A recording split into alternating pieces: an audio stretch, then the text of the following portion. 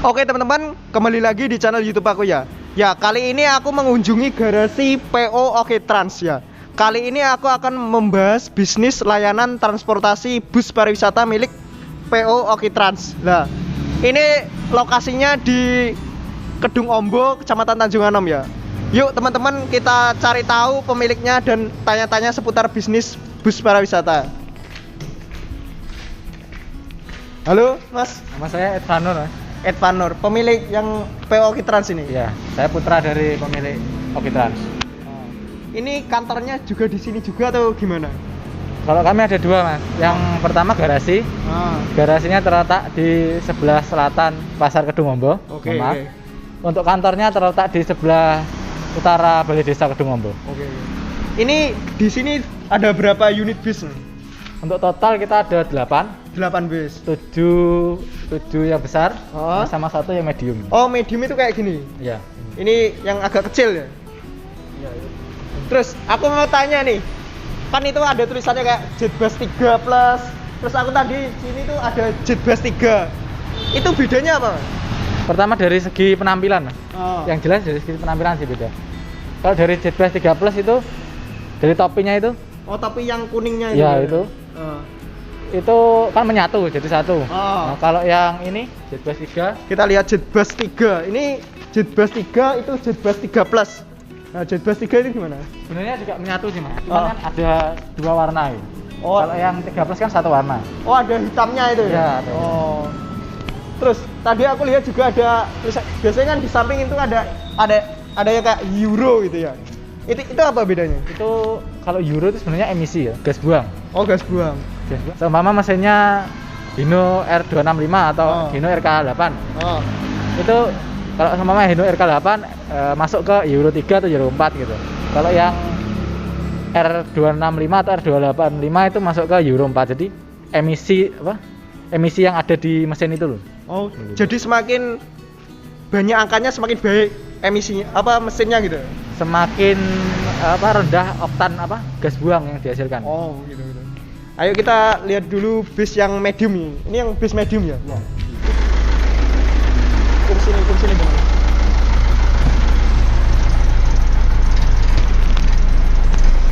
Ini. Ya, inilah dalamnya bis medium milik PO Oke Trans ya. Ini kursinya isinya total berapa? Ada berapa ini? Total ada 34, Mas, sama ini TL-nya 1. Oh, 34 ya? Biasanya ini dibuat kayak lebih prefer ke perjalanan apa misalnya? Sebenarnya sama sih sama bis besar. Oke. Cuman karena ini medium kan kenyamanannya juga lebih enak yang besar gitu. Isinya 34 ya? Isinya 34. Dua semua ini berarti? Iya, dua. Terus dalamnya ini apa kayak fasilitasnya apa aja yang dalam? Fasilitasnya sama ini. Ada USB juga 2. AC, lampu. Cuman untuk kursi kita agak spesial, Mas ya. Karena sini ada tempat minum ya, Mas. Gitu. Tempat minum sama USB. Oh, USB-nya ini ya. Ada USB. Teman-teman, selanjutnya kita akan lihat bis milik Oke Trans yang ukuran besar ya. Karena ini ukuran yang medium, mari kita lihat bedanya apa kayak gimana. Ayo. Oke, selanjutnya teman-teman kita akan melihat bis. Ini bis yang baru ya dari Oke Trans. Bis paling baru ini. Tahun 2000 berapa ini? Ini tahun 2019. 2019. Ayo teman-teman kita lihat bis baru dari Oke Trans. Ya. Bisnya kayak gini.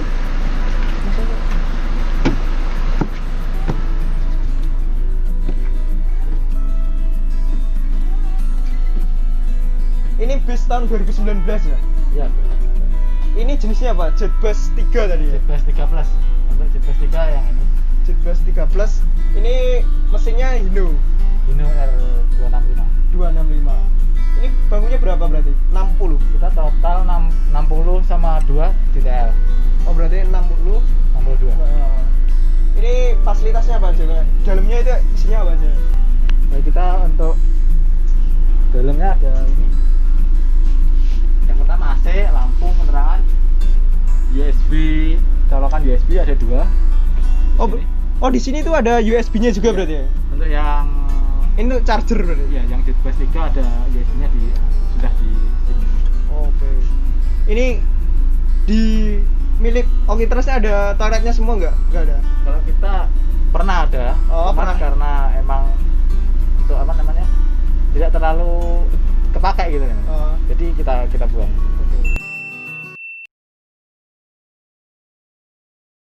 Enggak apa. Kalau boleh diceritakan, Mas, asal mulanya kok bisa bisnis apa layanan transportasi bis ini gimana dulu?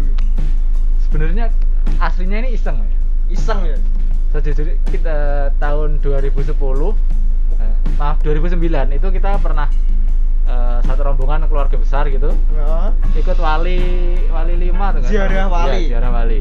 Nah, terus orang tua kan pengen kok kayaknya enak gitu mau usaha bis gitu. Kan emang dulu modalnya Nggak banyak. nggak banyak kan gitu. Akhirnya kita beli unit bekas tahun 2005.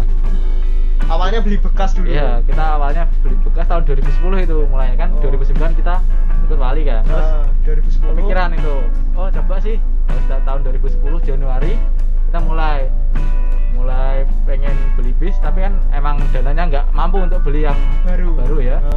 Kita beli tahun 2005, yang 2005 mungkin orang-orang tahu yang RG itu kan kelasnya bandel emang apa? Mesinnya itu lebih bandel gitu daripada RK dan lainnya. Itu yang medium atau yang besar kayak gini udah? Yang besar. Oh, udah yang besar. Tahun 2005 kita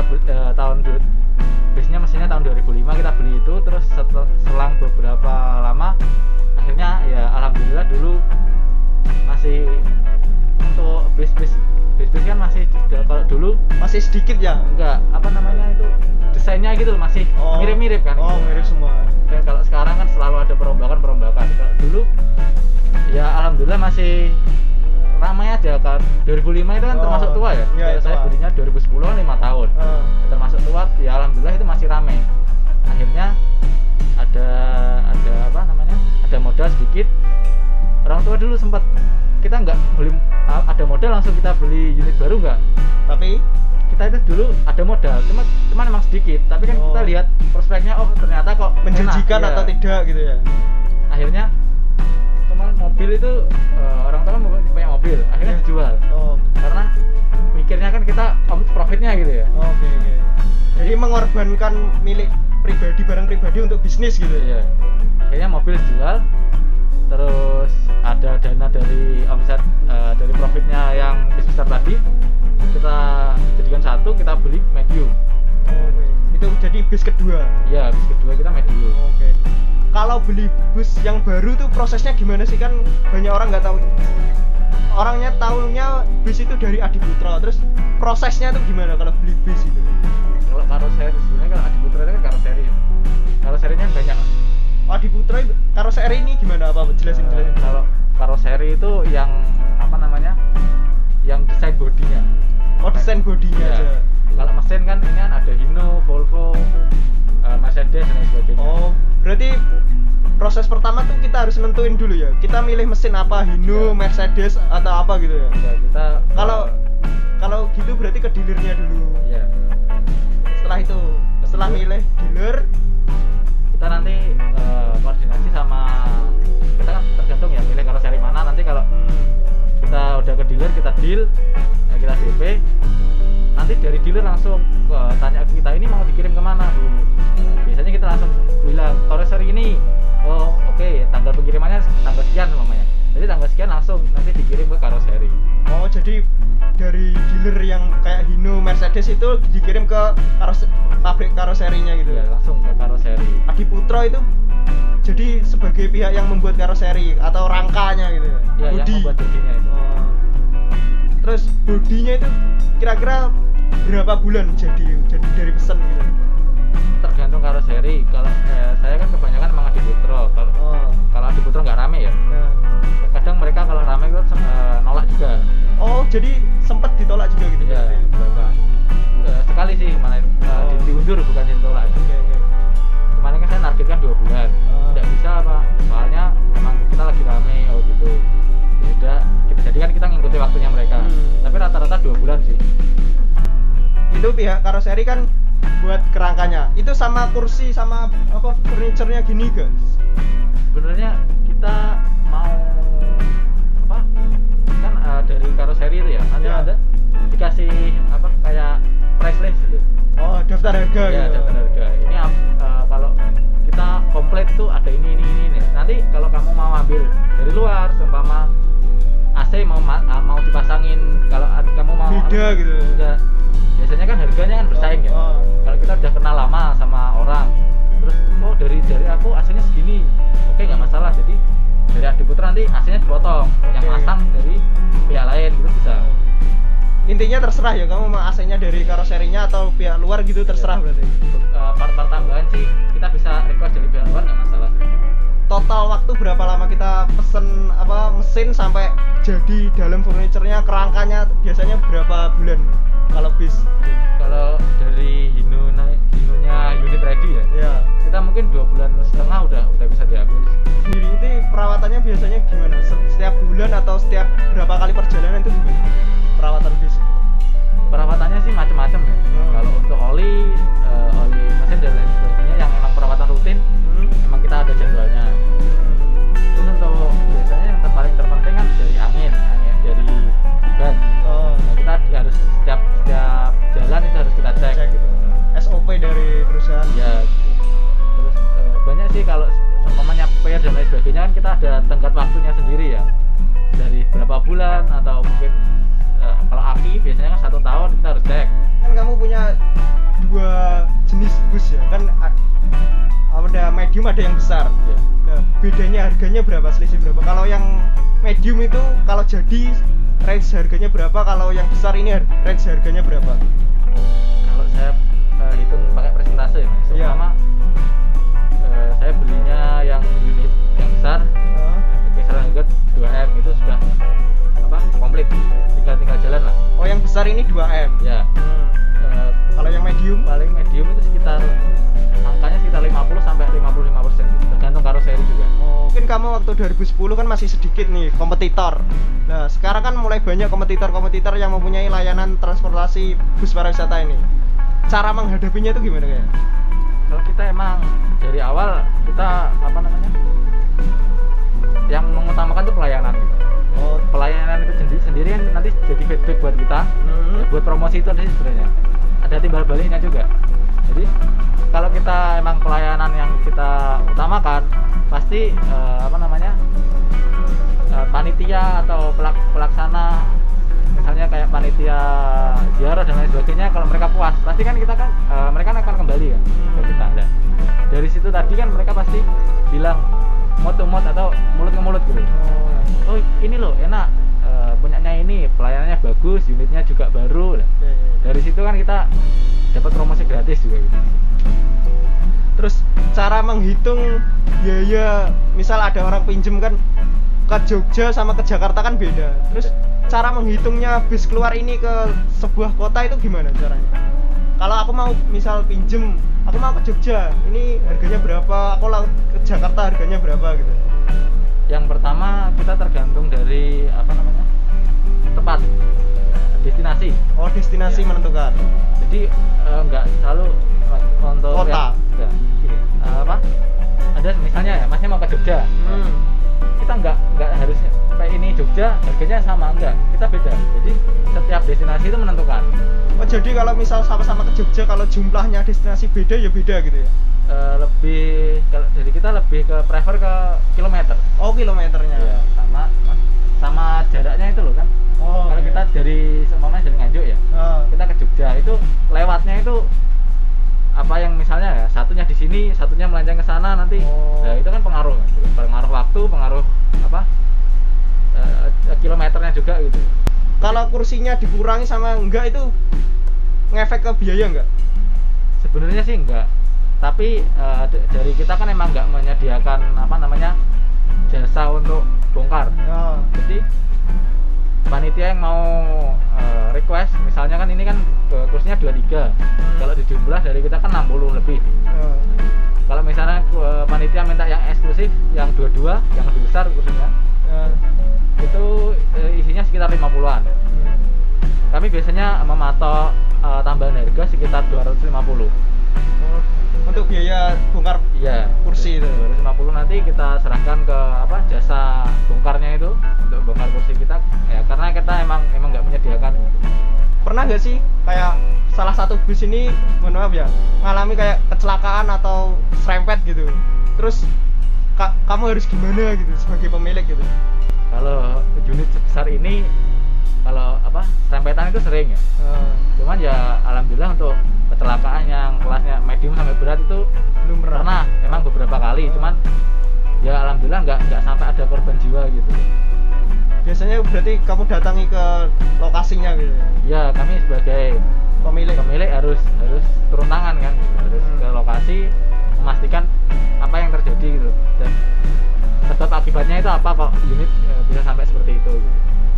Bisa diceritain nggak sih kayak waktu kamu merintis bisnis waktu 2010 tuh pernah ngalami kegagalan kayak gimana? Kan banyak orang enak punya bus tinggal nyewain untung terus gitu kan. Kan setiap bisnis itu kan padahal ada kayak ruginya atau gagalnya lah. Untuk layanan transportasi ini kegagalannya kayak gimana? Kalau gagal kita pasti pernah ya gagal. Dulu saja saya tuh punya 2 unit besar, 1 unit medium. Karena emang kesalahan saya itu pas di mediumnya. Di mediumnya saya beli itu dulu Mitsubishi Canter medium kan. Itu tahunnya terlalu tua gitu. Nah kan emang kita belum basicnya ya, baru-baru aja. Masih belajar ya, masih merintis ya. Oke, dari tampilan luar oke gitu. Terus dari mesin kan bisa dicat dan lain sebagainya, rangka ya. Rangkanya itu bisa dipoles dan lain sebagainya biar baru kan. Oke, kita percaya, kita ambil. Tapi selang beberapa bulan kok biaya perawatannya sama pemasukannya kok lebih besar biaya perawatan gitu. Kita setiap mau jalan ada aja trouble. Nah, masalah yang paling besar dari pelayanan kan trouble kan. Ya. Salah satunya. Kalau itu trouble di tengah jalan pasti panitia marah gitu. Dan jelas kemungkinan besar nggak mau pakai jasa kita lagi gitu. Dari situ kok ini unitnya kenapa? Padahal juga bagus gitu.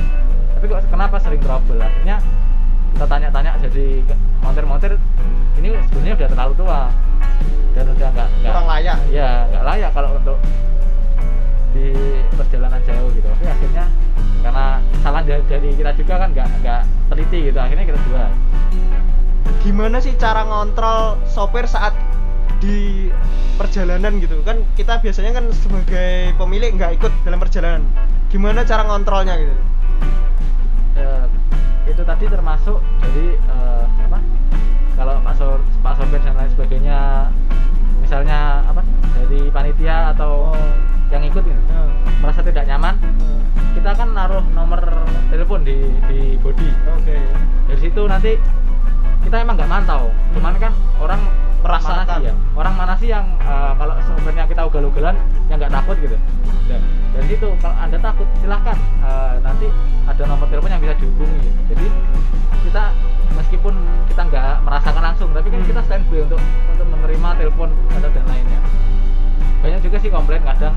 Berarti pernah gitu kayak penyewa itu SMS, Mas sopirnya kurang gini pernah? Ya, sering. Nah itu kita suka gitu. Masukan gitu ya. Karena beberapa emang kayak bukan sopir sih, kernet ya.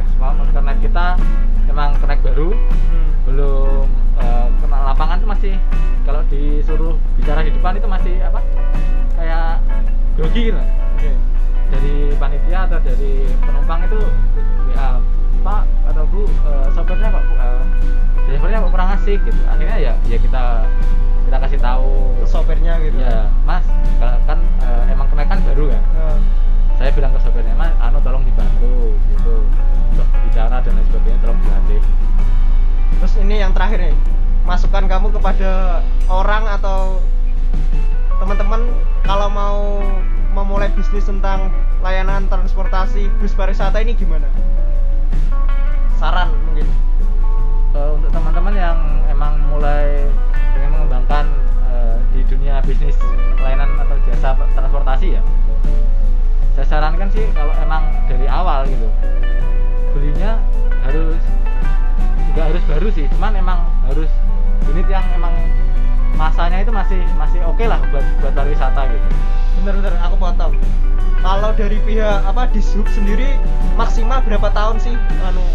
Berapa tahun? Misalkan ini 2020 busnya maksimal 2010 gitu, ada peraturan enggak? kemarin saya agak lupa ya, cuman kalau nggak salah itu 15 tahun 15 aturannya ya. Jadi nanti kita kalau di Dishub itu ada namanya izin prinsip atau izin di sini bisa menjalankan pariwisata, bisa ikut ke layanan pariwisata gitu. Jadi nanti ada suratnya nanti. Ya, dari situ kalau Dishub kan bekerja sama dengan LLAJ, Dinas Lalu Lintas dan Angkutan Jalan. Oke. Nanti di setiap ada pengecekan kita menunjukkan surat itu ke Dishub.